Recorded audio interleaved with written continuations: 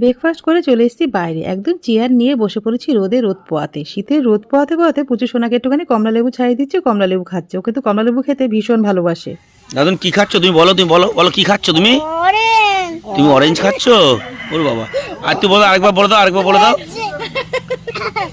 তুমি আরেকবার বলে দাও দাদুন। মিষ্টি বলে দাও। ভালো ভালো ভাইয়া, ও ভাইয়া ভালো। আচ্ছা বলো, দেখিয়ে দাও, দেখিয়ে দাও, সবাইকে দেখিয়ে দাও। কি খাচ্ছ তুমি? অরেঞ্জ খাচ্ছ? আচ্ছা ঠিক আছে, ঠিক আছে, আমি বুঝতে পারছি না আমি। হ্যাঁ ঠিক আছে, ঠিক আছে, ঠিক আছে, ঠিক আছে, সবাই শুনেছে, নাও ঠিক আছে, খেয়ে নাও। বড় মাছলি উঠেছে।